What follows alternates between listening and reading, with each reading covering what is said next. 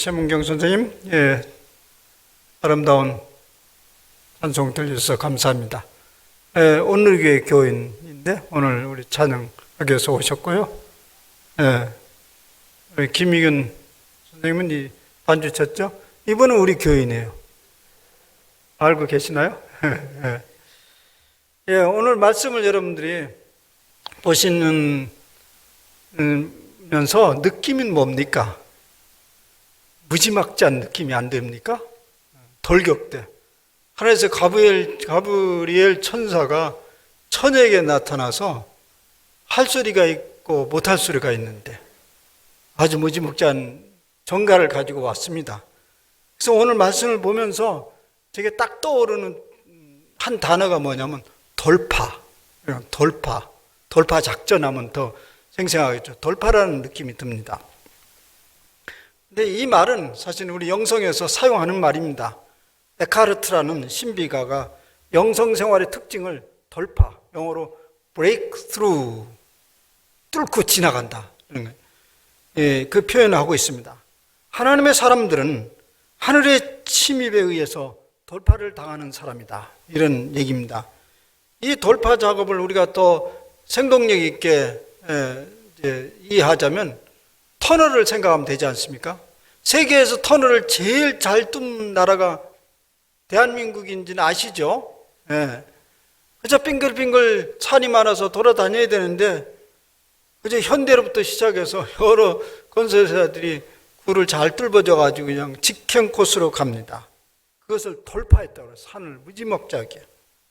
역사 속에 탁월한 하나님의 사람들이 이러한 하나님의 돌파를 당했고 그를 통해서 하나님이 당신의 뜻을 이 땅에 이루어 가십니다. 사도 바울도 하나님에 의해서 돌파를 당한 사람입니다. 그래서 사람들은 그를 향해서 미쳤다고 말했습니다. 또 초대교회 오순절 다락방에서도 그런 일이 벌어졌습니다. 성령의 불이 많은 사람들의 마음을 강탈을 했고 돌파를 했습니다. 그래서 사람들은 그들을 향해서 술에 취했다고 말했습니다. 오늘 말씀에서 이런 돌파가 어떻게 일어나고 있는지를 잘 주목해서 살펴보시길 바랍니다. 매우 평범하게 소시민적인 행복을 꿈꾸고 있던 한 여인에게 가브리엘 천사가 나타났습니다. 그 여인의 이름은 마리아입니다.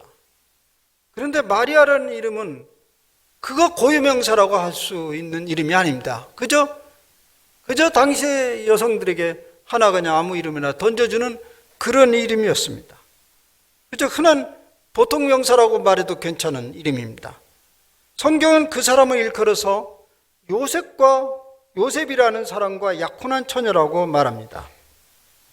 이 요셉이라는 사람과 약혼한 처녀, 이 말은 고스란히 한 여인의 현재의 상태와 미래적 꿈을 잘 담아주고 있는 용어입니다.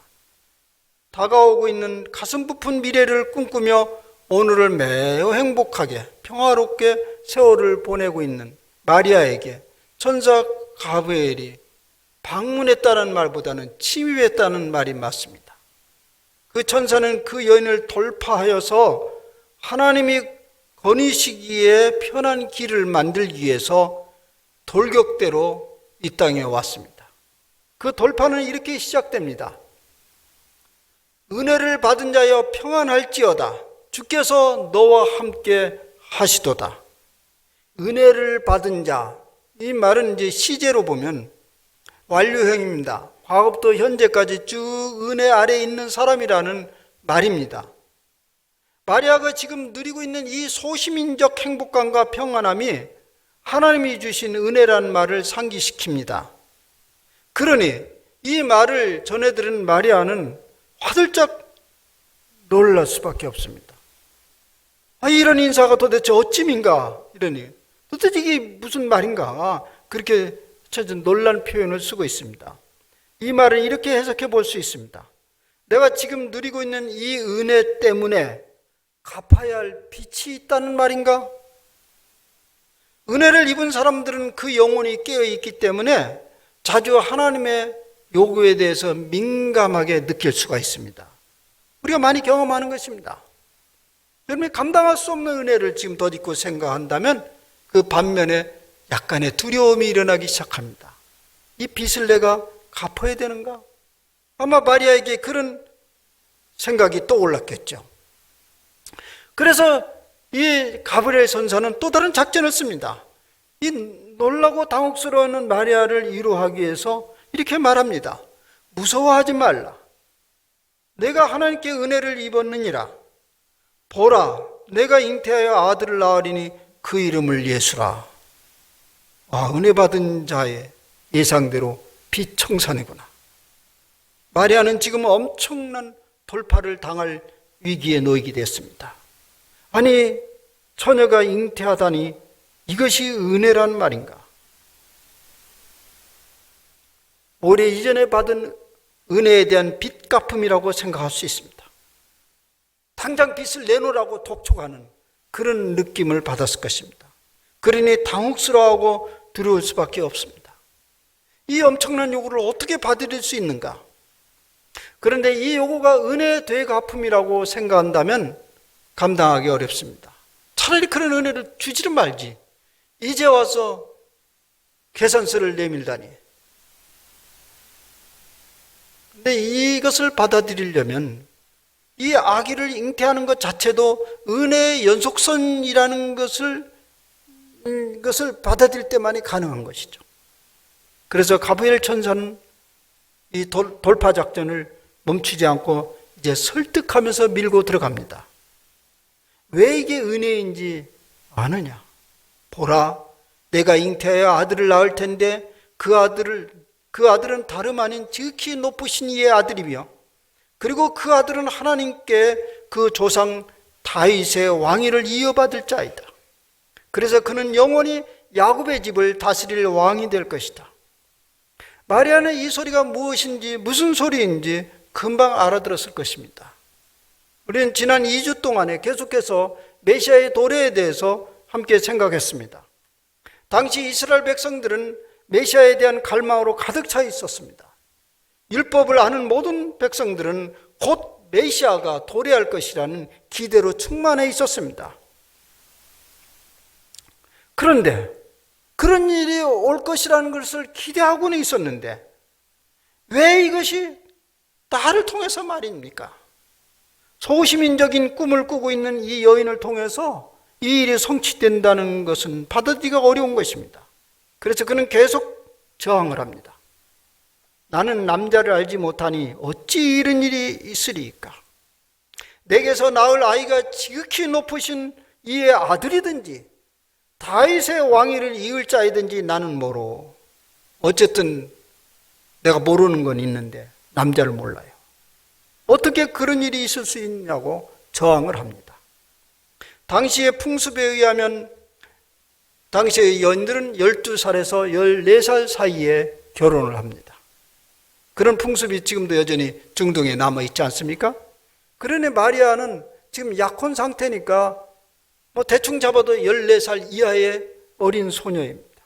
감당하기 어려운 요구입니다. 왜 하나님은 이런 어려운 선택을 통해서 하나님의 일을 시행하시려 합니까? 천사와 마리아가 집요하게 줄다리기를 하듯 투쟁을 하는 장면이 본문입니다. 마리아는 이러저러한 합리적인 이유를 대지만은 가브리엘 천사도 물러설 기미가 전혀 보이지 않습니다. 성령이 내게 임하시고 지극히 높으신 이의 능력이 너를 덮을 것이다. 그리고 내 친족 엘리사벳에게도 그런 일이 일어났다. 이것은 계속 천사 가브리엘이 계속 밀어붙이면서 동시에 합리적 설득을 구사하고 있습니다. 이 일은 너만 일은 아니었다. 오늘 본문의 출발점은 이렇게 되고 있어요. 여섯째 달에 천사 가브리엘이 하나님의 보내심을 받았다. 이 여섯째 달은 뭘 얘기합니까? 6살, 6개월 전에 그런 일이 한 번 또 있었다는 얘기예요. 누굽니까? 마리아의 친족이요, 당시 제사장인 사가랴의 부인 엘리사벳이 동일한 경로를 통해서 세례 요한을 잉태한 지 6개월째 되었습니다. 이미 그런 선례를 가지고 있었다는 것이에요. 그걸 가지고 지금 마리아에게 설득을 합니다. 사실 우리가 이 믿음의 길을 지금 걸어가는 것도 여러분들이 우리 모두가 무슨 하늘에서 직통 계시를 받아가지고 믿는 거 아니죠. 앞서간 수많은 선례들이 그 믿음의 선배들의 신뢰를 보면서 우리가 한 걸음 한 걸음 걸어가는 것입니다. 그런데 오래전에 들었던, 본인한테 직접 들었는지 다른 매체를서 들었는지 세월이 흘러서 잘 기억이 안 나는데, 구봉서 장로라는 분이 아시죠? 그분의 입에서 나온 얘기입니다. 작년인가 세상 떠났죠? 코미디언의 대부. 이분이 이제 전도를 받아가지고 예수를 믿게 됐잖아요. 그래서 이제 이분이 하여튼 예수님을 깊게 받아들인 것 같아요. 그래서 그 연예계에서 전도를 아주 많이 했잖아요. 당시 벌써 예수를 믿기 시작할 때 어느 정도 상당한 이제 그 자리에 있었고 선배이기 때문에 이제 후배들 뭐 이런 게 전도를 많이 할 모양이에요. 그러면 그 전도를 받습니까? 그래서 어느 날 그러더래요. 형님 말도 안 되는 소리를 하냐고. 어떻게 처녀가 애를 낳냐고. 그런 종교를 믿냐고. 그렇게 반응을 하더래요. 그래서 그때 구장님이 그렇게 얘기를 했대요. 두 가지, 이제 얘기를 정리해보니까 두 가지를 얘기한 거예요. 아니, 하나님이 그렇게 하셨다는데 웬 잔소리냐? 하나님이 하면 되는 거지. 그게 첫 번째 얘기고, 두 번째는 남편 요셉이 그렇다고 믿는데 네가 남편보다 더 잘하냐? 그래서 할 말이 없이, 그래서 삼위일체 커피 한 잔 사주고 교회 나와. 그래서 삼위일체 커피를 사줬대요. 삼위일체 커피 아세요? 맥심. 그걸 우리 신학교에서 삼위일체 커피라고 그래요. 세 개가 하나가 돼가지고 한 봉지에 들어서. 그래서 이제 구장님 그거 딱 이제 그걸 대접을 한대요.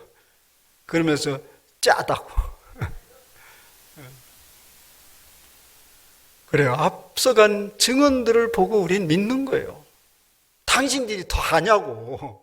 이미 경험한 사람이 있는데 그걸 믿고 따르면 되지. 웬 복잡한 생각을 하냐. 이 얘기입니다. 결국 마리아는 손을 들었어요. 아니, 엘리사벳도 그런 일인데 너는 왜 못 믿냐. 그래서 그는 손을 들고 순종을 하게 됩니다.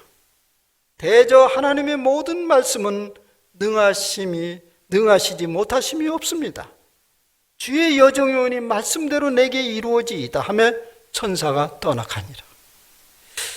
참 치열한 전투가 이제 끝났습니다. 마침내 하나님의 사자 가브엘이 이겼습니다. 이 장면을 우리는 약복강 다루타에서 씨름했던 야곱이 또 생각이 나지 않습니까? 바로 여기에서 마리아가 하나님에게 돌파를 당했습니다. 즉 하나님이 마리아를 점령했습니다. 때때로 하나님은 이런 식으로 우리에게 다가오십니다. 그런데 그 후의 결과는 이전과는 완전히 다른 결과가 나타납니다. 시온의 대로가 활짝 열리는 듯한 새로운 경험이 그 다음에 본문에 나타납니다. 오늘 읽지 않았지만 그 다음 마리아의 노래가 나옵니다. 마리아가 이르되 내 영혼이 주를 찬양하며 내 마음이 하나님 내 구주를 기뻐하였음은 그의 여종의 비천함을 돌보셨습니다. 보라 이제후로는 만세 나를 복이 있다 일컬으리로다. 능하신 이가 큰 일을 내게 행하셨으니 그 이름이 거룩하시며 긍휼하심이 두려워하는 자에게 대대로 이르는도다. 이 노래소리는 이전에 버티면서 저하던 마리아의 모습과는 사뭇 다른 모습이지 않습니까? 하나님이 보낸 가브리엘 천사에 의해서 돌파당한 마리아의 상태를 말합니다. 잔인한 요구처럼 보이는 것이 진실로 은혜가 되기 시작했다는 말이죠. 오늘 보통 우리는 소시민적인 안정과 행복을 누리고 있으면 그것을 곧 하나님의 은혜라고 말합니다. 그런데 오늘 말씀은 그것을 훨씬 능가하는 하나님의 은혜가 있다는 것을 말하고 있습니다. 오늘 말씀에 의하면 진정한 은혜가 뭐냐? 우리는 자주 살면서 뜻하지 않는 행복감이 오고 소득이 오거나 길이 열리거나 뭐 그러면 참 은혜 받았다고 얘기하는데요. 근데 오늘 말씀에서 말하는 진정한 은혜는 뭐냐면 나를 통해서 하나님의 뜻이 이루어지는 것을 말합니다. 나를 통해서 하나님의 뜻이 이 땅에서 이루어지는 거예요. 마리아를 통해서 이루어지는 하나님의 뜻이 있었어요. 그 뜻이 무엇입니까? 마리아가 복된 여자가 됐어요. 본인도 복이죠.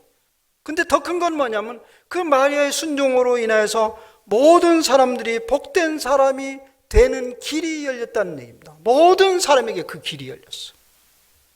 신비가 에카르트라는 사람, 아까 얘기한 그 에카르트는 그런 경험을 이렇게 말하고 있습니다.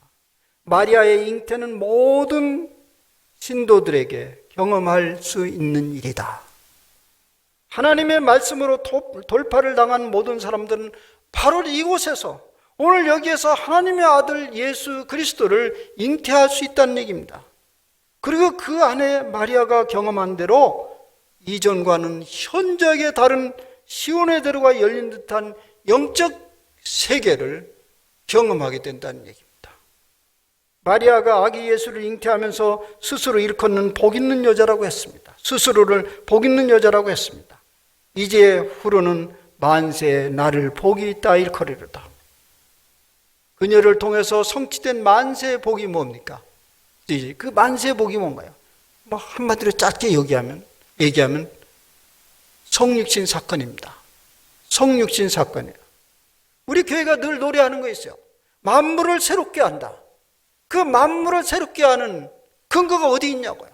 바로 성육신에 있습니다. 성육신이 바로 그 기초가 되었어요.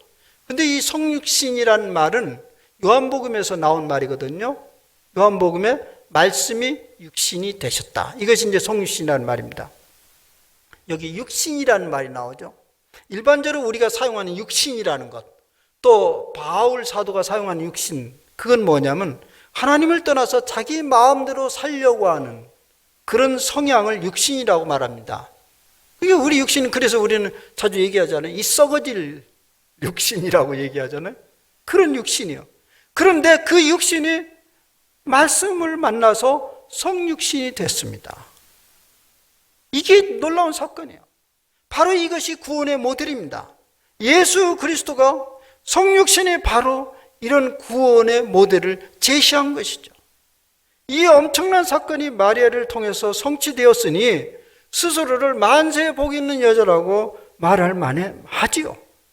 그래서 로마 가톨릭은 마리아를 크게 공경합니다. 우리는 별로 공경을 안 하지요. 왜 공경을 안 할까요? 그거 나도 할 수 있어. 이런 몇 장일 거예요. 그죠? 그렇게 하면 돼요. 우리는 그래서 그냥 마리아만 하냐? 우리도 하죠. 그래서 여러분들 그런 마음을 가지고 있는 줄 알고 우리가 마리아를 여기다 안 세워놓죠. 우리 다 마리아가 될 수 있으니까. 네. 이제 그런 놀라운 사건이 실제적으로 우리 삶에 어떤 영향을 미치고 있는지를 생각해 봅시다. 그 구체적으로 오늘 삶에서 무슨 영향이 있느냐? 하나님의 사람이 이 땅에 이제 사람으로 탄생했는데요.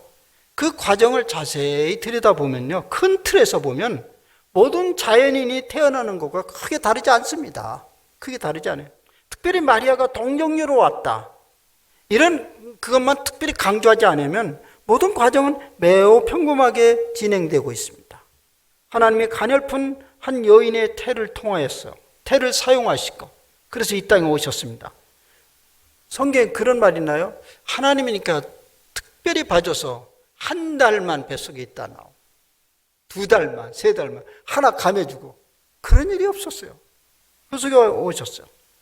근데 이제 천사가 왔다고 하잖아요. 여러분 아이를 여기 낳으신 분 많잖아요. 여러분 천사 안 만났어요? 태몽 꿨잖아요. 태몽. 예. 그것이 사실 천사가 방문한 거예요. 예. 보통 산모들이 다 이제 태몽을 꾸는데 그것은 뭘 의미하냐면 우리가 낳은 아이들이 다 우연히 온 아이들이 아니에요. 그냥 던져진 아이가 아니고 다 각자의 사명이 있고 독특한 의미를 부여하고 태어났다는 의미입니다. 예수님이 이 땅에 탄생하기 전에 가브리엘 천사의 전가를 받은 것도 사실은 보면 그런 의미로 받아들일 수 있습니다.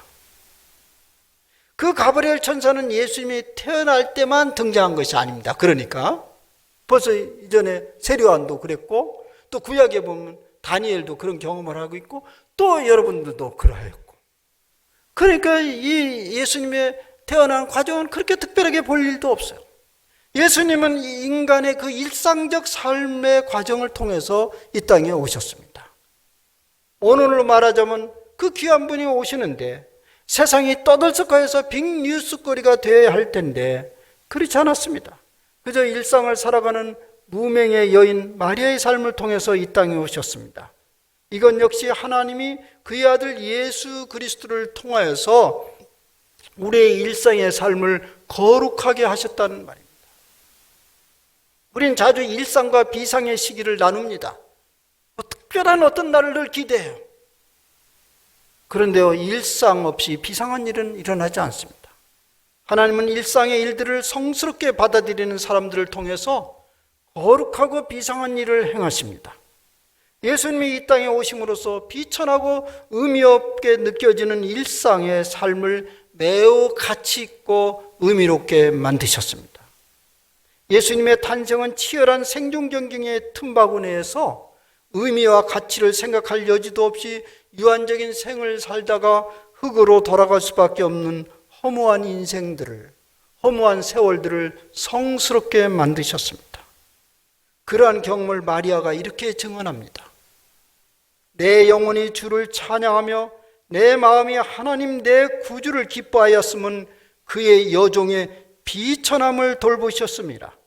보라, 이제후로는 만세의 복이 있다 일컬으리로다. 여기 비천한 여인이라는 표현은요, 유독 비천한 마리아의 자신의 신분을 드러내는 것이 아닙니다. 그걸 강조한 말이라고 저는 보지 않습니다. 인생 자체의 운명을 말하는 것입니다.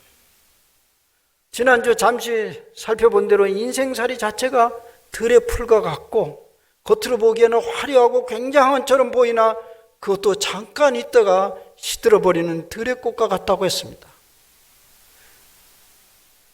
그러니 우리 사회에 왕왕 회자되고 있는 금수저니 은수저로는 따지고 보면 다 들의 풀과 같고 들의 꽃과 같이 허탄한 이야기에 불과합니다.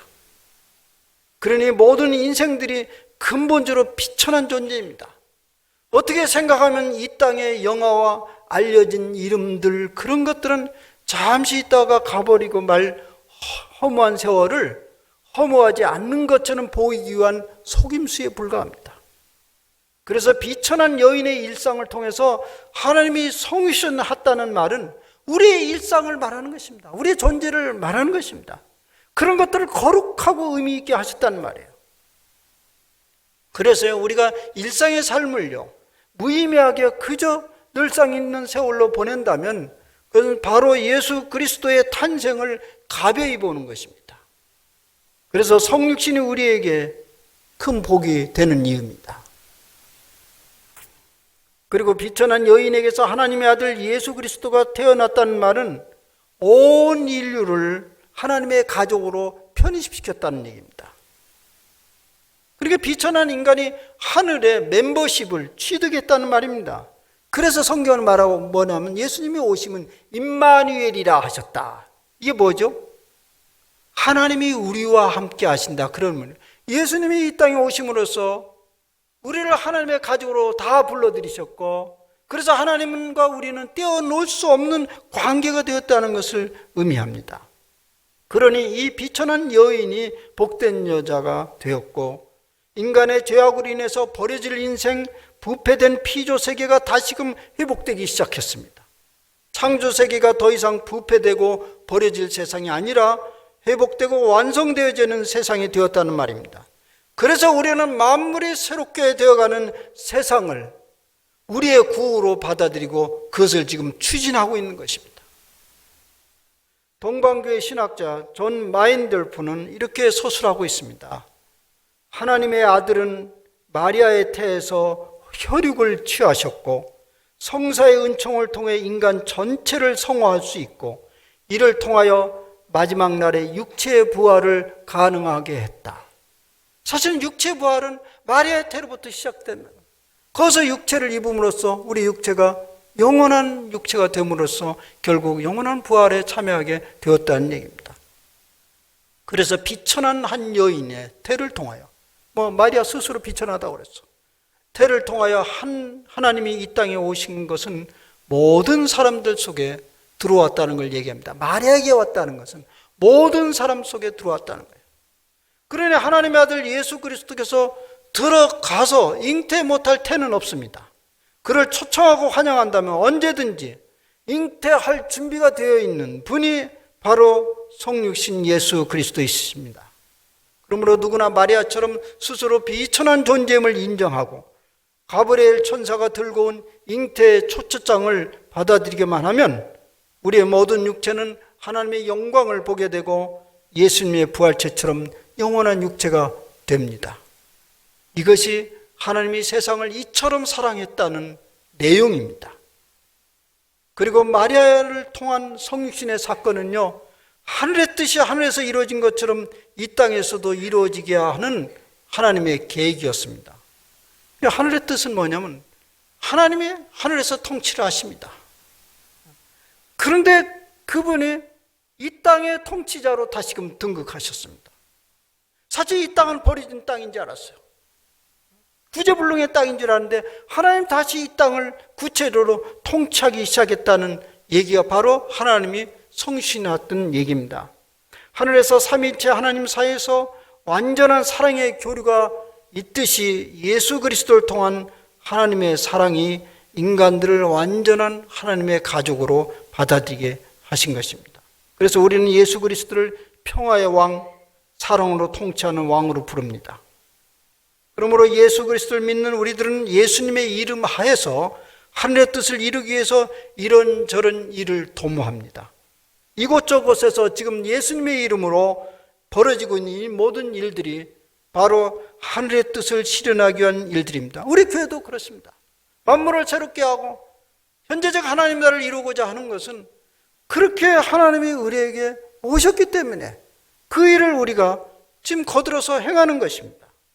만약 하늘의 뜻이 이 땅에서 이루어질 필요가 없다고 한다면 인간을 굳이 당신의 파트너로 받아들일 이유도 없고 마리아도 받아들일 이유도 없습니다.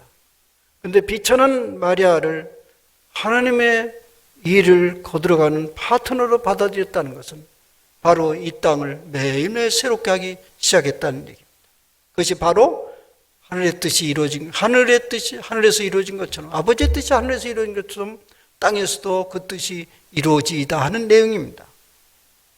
그 일을 이루기 위해서 하나님은 말씀을 통해서 우리에게 계속적으로 순종을 요구합니다. 오늘 마리아의 장면에 보듯이 그 순종은요, 집요합니다. 여러분들이 진정한 영적 여정을 신앙생활을 하는 사람들은 이런 것을 이미 경험했을 것입니다. 이리저리 피하지만은 또 나타납니다. 집요하게. 계속 쫓아다닙니다. 집요합니다. 그것은 완전한 순종을 통해서 하나님께서 주시고자 하는 그 복이 있기 때문에 그렇습니다. 여러분, 오늘날에도 가브리엘 천사는 여러분 주변에서 서성입니다. 그리고 가끔 내밉니다. 초청장을. 왜냐하면 오늘도 이 만물을 새롭게 하는 것을 진행하고 있기 때문에 그렇습니다. 아직 완성되지 않았기 때문에 그렇습니다. 그것이 바로 하나님 나라의 운동입니다. 처음 우리는 이 순종이 마리아처럼 그 요청을 받았을 때 그걸 받아들이면 완전히 무너질 것 같은 박탈감을 경험할 수 있는데요. 그런데 이미 하나님이 돌파를 당하고 나면 마리아처럼 복된 사람이라는 노래를 부르게 된다는 얘기입니다. 이 성탄의 계절에 마리아처럼 돌파당하시기를 바랍니다. 그리고 아기 예수를 탄생하는 복된 사람이 되시기를 바랍니다. 기도합시다. 주님, 우리는 비천한 사람들이었습니다. 땅에서 와서 땅만 바라보다가 그렇게 썩어질 육신으로 끝날 인생들이었습니다. 그러나 하나님이 이 땅에 오셨습니다. 그리고 마리아를 돌파하듯이 우리의 심령을 돌파하셨고, 그래서 우리는 구세주 예수님을 받아들였습니다. 그래서 오늘 삶을 거룩하게 하면서 우린 영원한 소망을 가지면서 살게 되었습니다. 주님 감사합니다. 이미 시작한 하나님의 돌파는 끊이지 않고 우리를 향해서 요청합니다. 완전한 순종을 향해서 요청하고 있습니다. 이 요청에 귀 멀지 않게 도와주시옵소서. 계속적으로 들려오는 말씀에 대해서 조금씩 순종하면서 이전에 누리지 못했던 하나님의 계획한 그 은총과 은혜를 우리가 충분히 맛보는 그런 생애가 되게 하여 주시옵소서. 주님이 오시면 그저 우리가 이 땅에서 개인의 안일과 안정을 위해서 살라고 오신 것이 아닙니다.